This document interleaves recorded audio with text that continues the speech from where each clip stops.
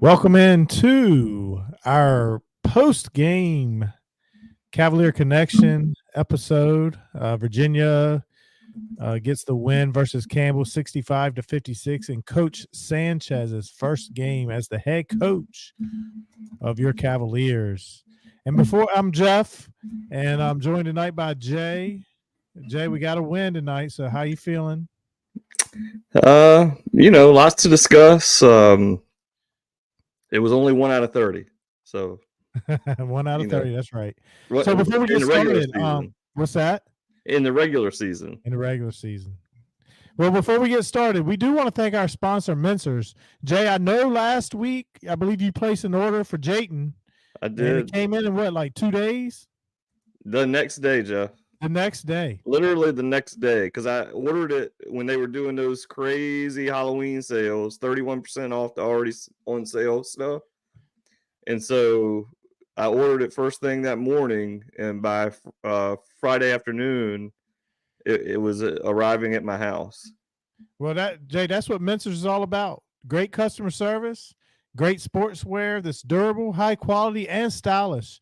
Jay, I think you got Jayton what, a hat and a T-shirt? Hat and a T-shirt. I got myself a sweatshirt, a T-shirt, and Ashley a long sleeve tee. Nice. And they have polos and all your game day accessories as well. So make sure you do it. They got everything. Yeah. So make sure you do what Jay did and check out their orange tag sales. There's something for everyone. Check them out at one of their 2 Charlottesville locations, or just do what Jay did. Go to mincers.com. Next day, he had his order in. So tonight, Jay, 65-56 win over Campbell.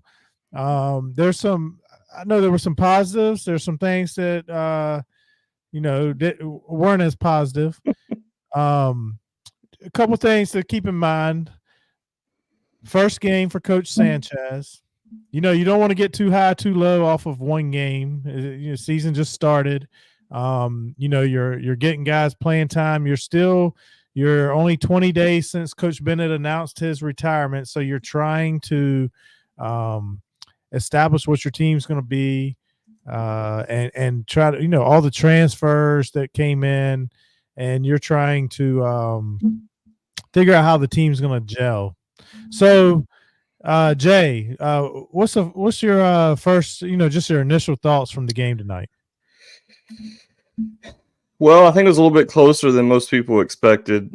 So going right from the top, I think it was caught me off guard that Rhodey was starting. I thought we had nailed the starting 5. I had seen a report yesterday that they were like, well, we're not sure, but they talked about in the release from UVA that the first 5 names last year were the ones that started, and this year it was Day, and then the other 4 guys, the guys that started outside of Rhodey, IMAC, Power, Saunders, and who am I missing? Buchanan. So. I was kind of surprised. I'm trying to find the minutes. They don't have them posted. It's not posted yet, because I was looking for that as well. Okay.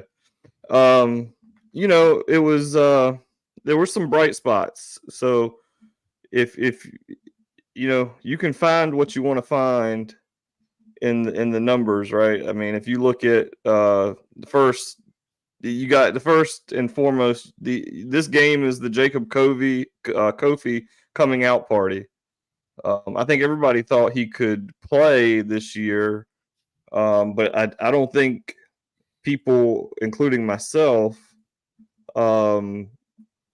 knew just how good he was. I mean, a highly recruited kid, but he came out of the gate.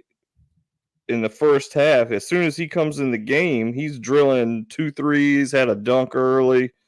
So he finished with 16 points, 6 boards, an assist, a steal, a block. 7 of 8 from the floor and 2 of 3 from 3-point range. I mean, you can't, you can't do much better than that coming out of the gate. I mean, especially you look at this, and I'm making a little ticker to put some stats across the bottom. So that'll Well, start. when you look at Kofi, that frame 6'10", that's that almost Kevin Durant frame because he could handle the ball. He brought the ball down a couple times. He shot the three. He could play on the interior. He's athletic. That was a they didn't talk a lot about him. No, and then I was also impressed. Let's go ahead and talk about the other first year, Iman Sharma. He comes in and, man, he catches that ball. He caught the ball here, and it went right up. I mean, quick release. It's so cool. It reminded me of Curtis Staples. I knew that's who you were going to call. Yeah, I mean, it didn't look like Curtis Staples, as in like their their form is a little bit different, but the quick, good God, that was quick. I think the two of those guys could be very special players for us. But the down stuff, Rhodey looked like the same guy that finished the year last year, and I'm confused. I'm literally confused as to why he's on the floor almost at all. 1 point, 4 turnovers tonight, 5 assists, and inexcusable. Because it's one thing to make a turnover in a close game, late in the game there. He throws a bad pass, and then he doesn't even hustle after the bad pass and they get the layup. He just kind of dragged down behind the play, lackadaisical. He's not – his jump shot looks flat still. I just don't see it, Jeff. My biggest question, too, other than him starting, in crunch time and until the last 40 seconds, why was Day-Day Ames not in the game to bring the ball down the floor? He's a ball handler. I didn't understand. Jeff, you might be able to get this cup at Mincer's. I don't know. That's sweet. But national championship, it's the Yeti mug. We'll have to talk to our people at Mincer's and see if they have it. That is nice. But yeah, why was Day-Day Ames not? First of all, we know his minutes, and that's what I really wanted to see what his minutes look like versus Rhodey. Why did he play so few minutes? And then in crunch time, you need a ball handler on the floor, and they brought Murray into the game to bring the ball up. Murray is not a ball handler. You got Day-Day Ames on this roster. I didn't understand. I don't know if something happened in practice that he was being punished for. It is stunning to me. I thought he was starting. Okay, he's not starting, but he didn't play. I don't think he played at all. I don't think he played 10 minutes. You look at another kind of confusing to me, and I guess, first game you get the benefit of the doubt, but TJ Power, he had that shot early. Nice, good looking 3-pointer goes down. I was excited when I seen him get one. Yeah, for sure. And I would have loved to have seen more of that, but he didn't play a ton of minutes either. I would like, Now, another positive for me, I really like Elijah Saunders. Very much. And Saunders. But there's one big thing. He got to stay on the floor. I agree. But Saunders can do what we talked about we desperately needed last year. He can put the back to the basket and make a basket. He's strong and score. We only saw him take the 1-3 tonight, and that was his first shot of the game. Yeah. And he had a little Curtis Staples, like the hitch on that 3-point shot. I don't know if you noticed that or not. I hadn't really seen him shoot the 3 but McNeely, he finished with, what do you have, 11, and what was that, 6 of those were in the second half, I guess. Look, you can't play a game and Isaac McNeely only takes 6 shots. Like, I'm pardon me for looking down. I'm looking at the stats on my phone, but you can't, like, Virginia can't win games if IMAC's taking 6 shots. I think you're playing Campbell and it's a nail biter. Now, that's not a good sign, Jeff. That's not. I think that's another benefit to Ames playing is that dude's ultra quick. That guy is fast. Get the ball, and he can push it and catch exactly what Coach Sanchez, I've read, he's saying, trying to catch, getting McNeely an open three in rhythm. And that's the kind of guy that'll do that. I mean, Rhodey bringing the ball down the court, it's like me bringing. I mean, Rhodey's better than me, of course. I don't want to confuse anybody. Sure. But me versus my kind of talent, of my talent level, it's like me bringing the ball down the court. There's nothing fluid about me bringing the ball down the court. Like, I'm going to be going right and I'm going left, and and then on defense, Rhodey got beat. The one that got Saunders fouled out the game. Yeah, it's because Rhodey got beat to the basket. He must be the best practice player in America. Because I just don't get it, Jeff.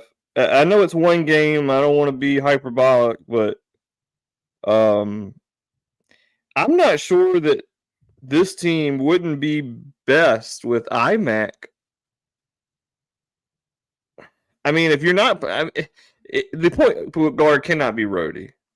Like, Ames has got to play the one. Otherwise, I was going to say iMac might have to bring it up and then surround him with Kofi, Sharma, Power, and Buchanan. You got three shooters around him.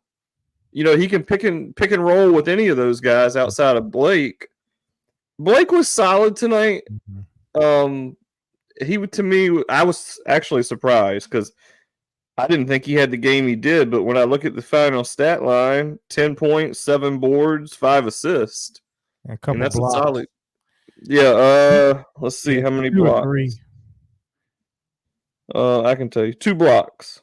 So, and then Buchanan, once again, though, we got to be able to make foul shots.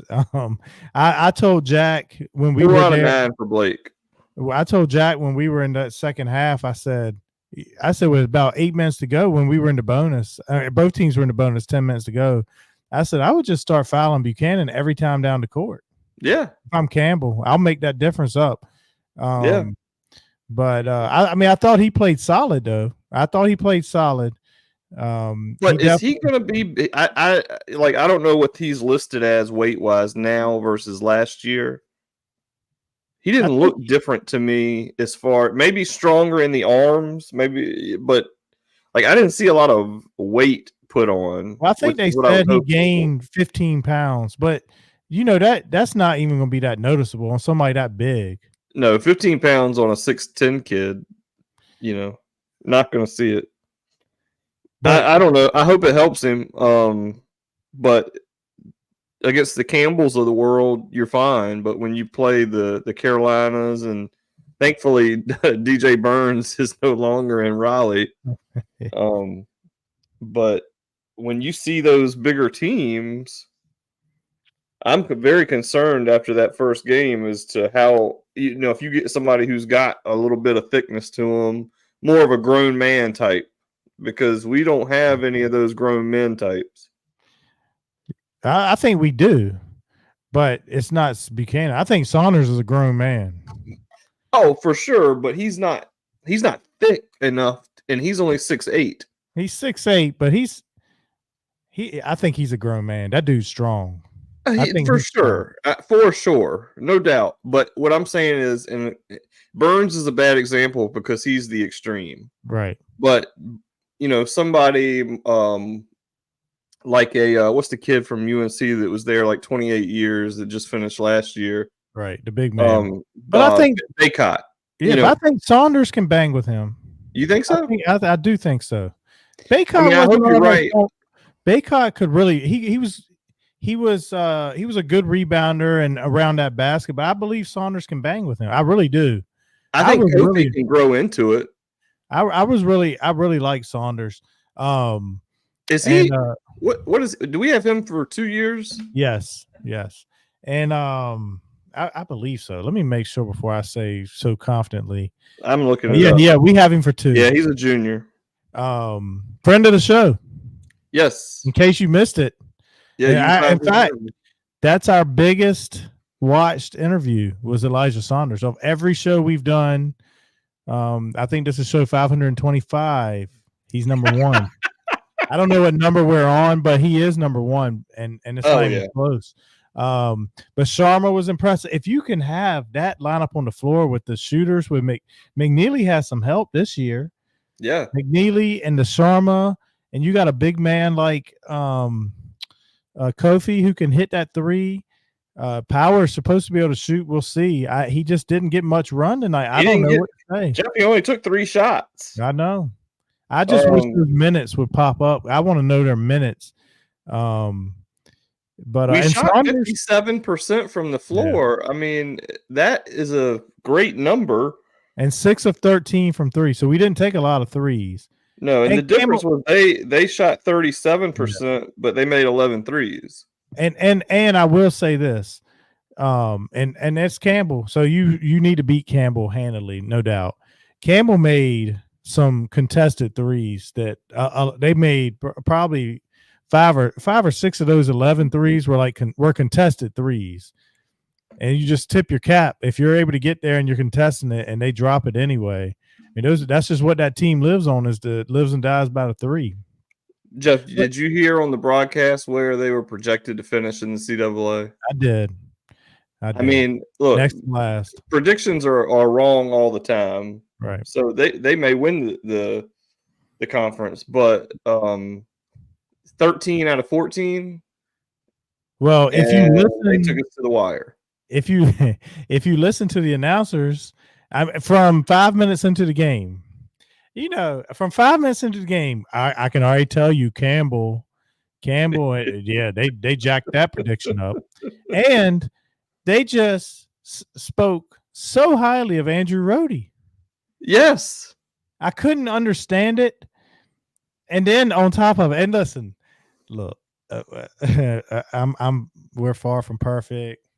Jack's on the radio. Jack's calling games now, and he's far from perfect, and he makes mistakes. But just in that timeout, the announcer says, I think that Coach Sanchez just took that timeout to get TJ Power and Elijah Saunders into the game. Did you remember them saying that? Yeah. Well, they were sitting at the scorer's table for that possession. When they went down the floor on the other end and the ball went out of bounds or something, then they checked into the game. I'm like, Jack, they just said they checked in. That's why they took the timeout, and those guys are sitting at the scorer's table. And one more thing, back to Rohde. And I saw your text that you sent me there at the end. I just didn't get a chance to reply. I was moving around the house, but just that at the end of the game, that ball, I'm telling you right now, I don't know how they confirmed that call was off of Rohde, because not on Rohde. That was off of Rohde. It went off his left hand, and they confirmed the call. You know what it reminded me of, Joe?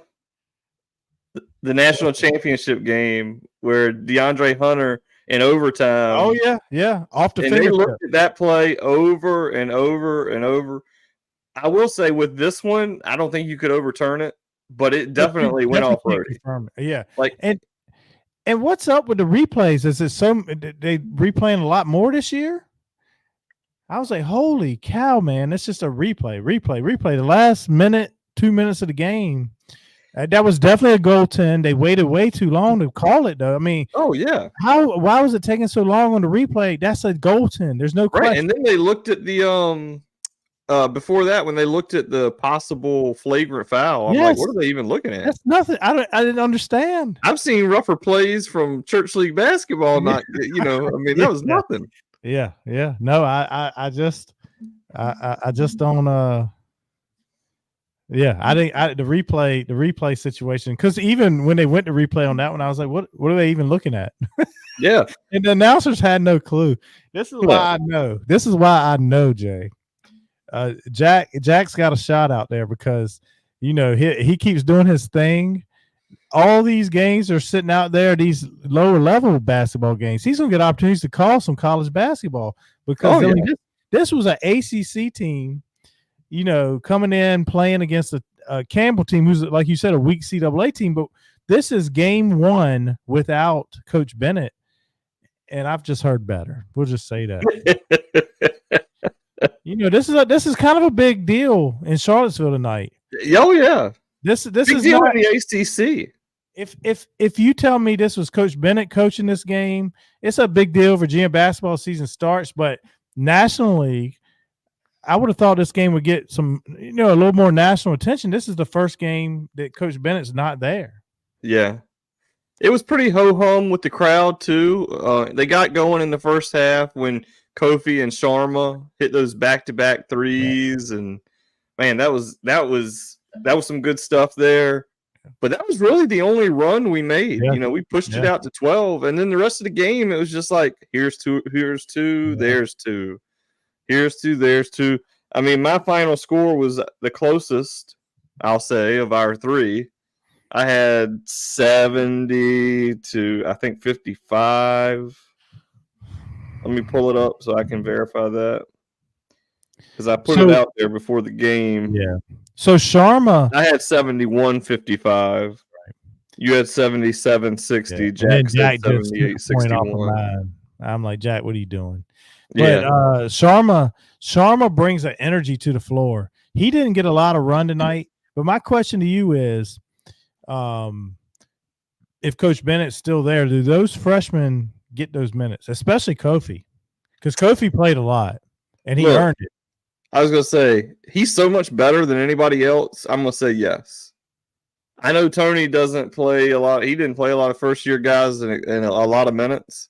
Sharma, once he came in the game, he played a lot, and then he got in the second half, and then he made that one, I'll say, took a bad shot. And they yanked his butt so off fast. Out of the backboard, he was out the game.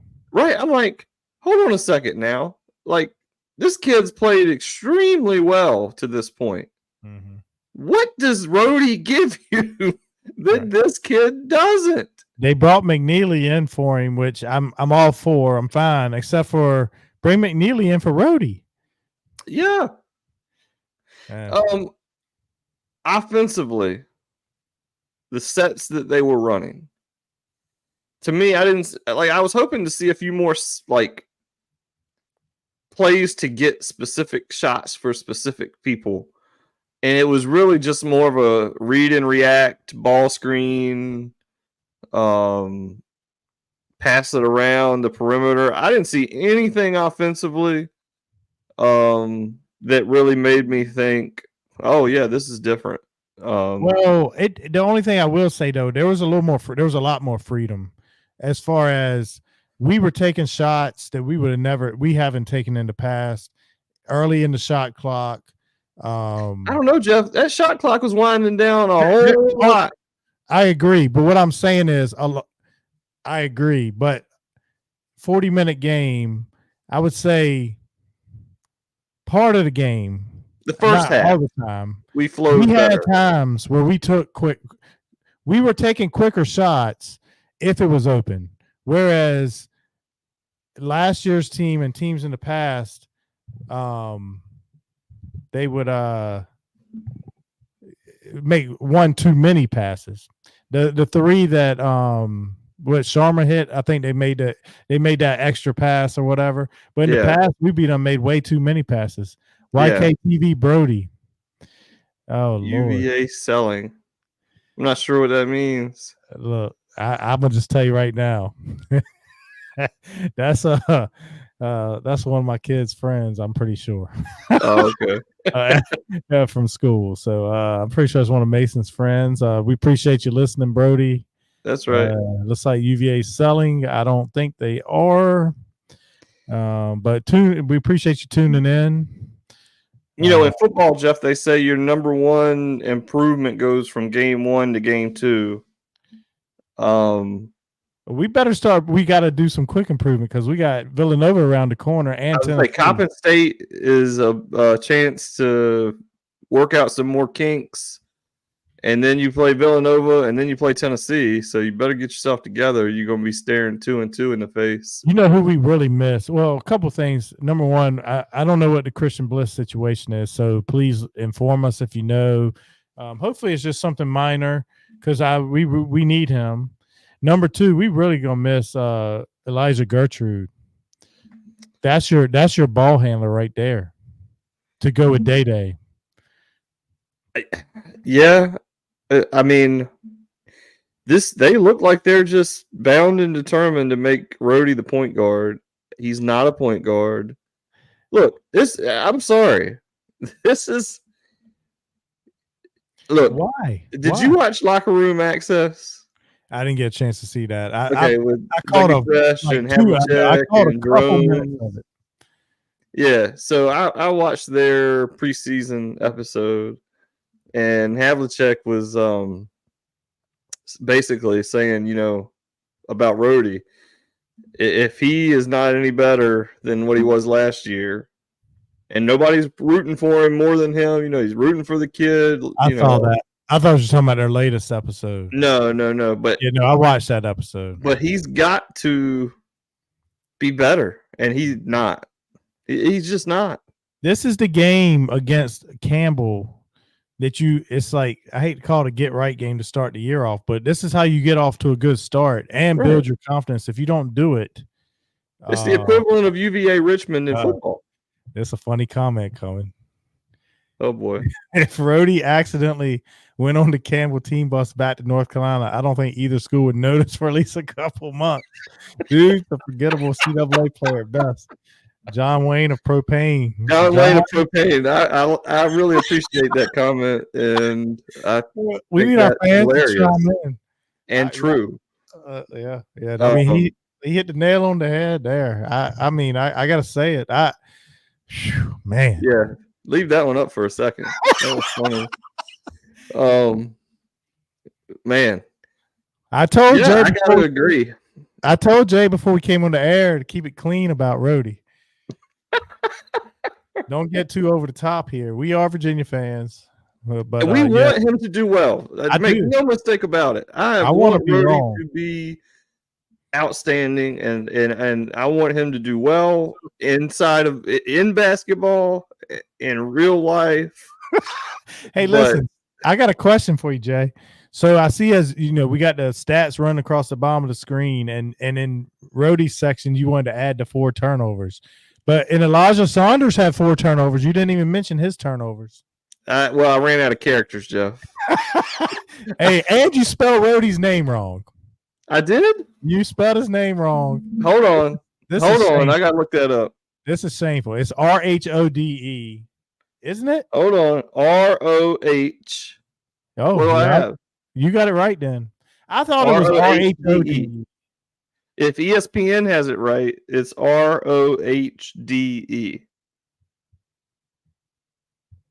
Is it ROH? Yeah, I'm right. Yeah, that's right. So shame on me. That is a hard one to spell, and when you type it, it gets auto corrected every single time because I probably texted about Cody Rhodes and it's things I'm talking about. Well, that's where I'm thinking about is the wrestler Rhodes. But yeah, just tough, man. It's the first game of the year, so congratulations to Coach Sanchez. He's 1-0 as a head coach in Charlottesville. I know that last turnover that you were talking about that Rhodey had, and Sanchez kind of got after him a little bit coming to the huddle. I was thinking, well, to be sure he's going to sit down after that. Right. Day-Day's on the bench. Hey, Day-Day did go to the foul line and smooth and cool as the other side of the pillow. Dropped those 2 free throws. Yeah. And when Rhodey went to the line, you knew. And this is what's bad. My memory's terrible. I'm old, but 44% last year from the foul line. He's just cut out. The guy you want handling the ball at the end of a close game. Right.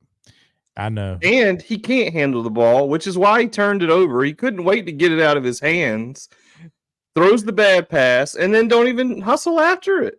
And listen, I love Tane Murray, but Tane Murray bringing the ball down the court is not right either. And that could have potentially been a charge in the backcourt where they called the foul, and you knew he wasn't going to make both them foul shots either. Rhodey's got that little bit hard. I mean, not Rhodey, but Murray's got the hard brick coming off the back of the rim. Oh, yeah. At the foul line. I'm a Tane Murray fan. I've grown. Tane is Tane. You're going to get some good and you're going to get some bad. He's not the guy to bring the ball down the court, but what I do like about him is, like, I mean, and those couple baskets he got, he went to that basket and got physical. You know, he's a tough player. He's He's tough. I very like him. tough. He's another one you can put on a. You know, he's a strong guy, Oh yeah, and yeah. he's going to give us all diving after loose balls and everything else. I don't know. I hope someone asks Coach Sanchez. Jay's always got a question. That's why they won't give us the media pass for Coach basketball. Sanchez, explain to me what you're seeing with Andrew Rohde in practice to merit him starting at point guard. And how did you think he played tonight? Do you think, Jay, we don't get the media pass for games? Would they give us a media pass for practice? Can we go watch practice? We need to go watch practice and see what's going on in practice. There's something amazing must be happening in there. Man. Or maybe he's dating was Ron Sanchez got a daughter? I mean, it could be the same situation as Bennett and Sanchez meeting his wife, and maybe he's dating a daughter and you know, got to give him a run. I don't know. Has a daughter that's in college, right? He does. So maybe that's what it was. Maybe that's what it was. And then Sanchez joking like this, Joe. Oh man, I'm trying to build the case for Rohde playing, keeping the family members happy. Yeah, I mean, I'm trying to think of one good thing, and I can't. Well, what was his assist total tonight? He ended up with 4 or 5. 5, I believe. 4 or 5. I think it might have been 5. Uh-huh. Let's see. 5 assists. 5 assists. There's a positive. Look, yeah, 1.4 turnovers, 5 assists. Yeah. Yeah, I still say we don't. It's good. We knew with Coach Bennett, even though you got to beat Campbell a little more than this, but you knew with Coach Bennett or without Coach Bennett, it was going to take some time for this team to gel. So yeah, you don't want to get too low. The big takeaways for me was IMAX got to get more than 6 shots. Where are TJ Power and Day Ames? Where are they at? Because they didn't show anything tonight. Really, they didn't get enough time. Power got more run than Day, but I didn't see enough. No. Rohde, why? That's another. I mean, that's a huge one. And then the freshmen, first years. Those are the big things. If I had to just cut it to those things, and I'll throw in a bonus. Saunders is legit. I just think Saunders is one who can get you a basket when you need a basket. Like when you have those scoring droughts. Sometimes McNeely's shooting threes, so a good 3-point percentage, 40%. But if you need a basket, you can get the ball down into Saunders and he can go to work on the inside, which we just haven't had that a back to the basket. Somebody who could go back to the basket and get you a bucket. This team, once again, like you say in the past, those scoring droughts, you see where those scoring droughts will come, but there's too many offensive players that could potentially get them on the floor. Don't let the scoring drought happen. Jeff, you sound like us talking about the football team. There's too many weapons to shut this offense down. And well, I can't say that so much because I don't know him that well, but just seeing, we know what Sharma has a reputation for. Yeah. And I didn't know. If you give him any room, he's going to make you pay with a 3. I mean, if you put Day on the floor with Sharma and McNeely, and Kofi and Kofi and Blake or Power, and you have the opportunity to get an open 3, and really get that offense going. My prediction is that, and this is a legit prediction, by the time we're in the thick of ACC play, like late January, Rohde won't be in the rotation. He'll be out of the rotation. He'll be a 5 to 10 minute a game. If you want to call that a rotational piece, he won't be getting no minutes, but he'll be a 5 to 10 minute a game guy by late January. There was somebody in the stands right there at the end when Day shot them foul shots. I heard him yell something. Jack caught what they said. He said, play Day more. Because it's dead silence in the gym. They heard everybody's from the television, from the couch, I think. Well, because and it was dead silence in the gym while he was shooting his foul shot, so everybody in the arena heard it. Sanchez heard that, no doubt in my mind. So listen to your fans, Coach Sanchez. Yeah. Anyway, Coppin State is on Monday, I believe. I think it's Monday. The 11th. Yeah, Monday. Yeah. So we'll get another look on Monday, and they got plenty of time to work out the kinks. Better to work out the kinks in a win than in a loss. There you go. There's your positive. Yeah. Well, we thank everyone for joining us, and we will be actually tomorrow night, or we have a big one tomorrow night, and we'll be releasing that Friday. We'll release that Friday morning. Yeah. But previous football, great. And Mr. I think Mr. Touchdown. I was going to say, I think you put on X Mr. Touchdown. So I don't know if anybody's got any guesses, but Mr. Touchdown from UVA football in the past, we'll say Al Groh era. We'll be talking to him tomorrow night, and we'll be getting out of that interview Friday. So I'm excited for that. Oh yeah, for sure. What a player he was. Give a little pit preview maybe as well. A little pit preview, and at some point we'll get our NFL picks out again. We really want to get them out because Jack and the Lows were 6-0 this week, and Jay was 0-3. So yeah, can't miss the opportunity to get that out. I got to go sit on the porch and think about what I've done. We're still debating whether Jay's going to be allowed to release any picks this week or not. He's become last year was so great. Last year was so great.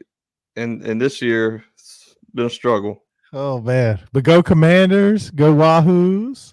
We'll see you guys on Friday. Have a great go Hoos.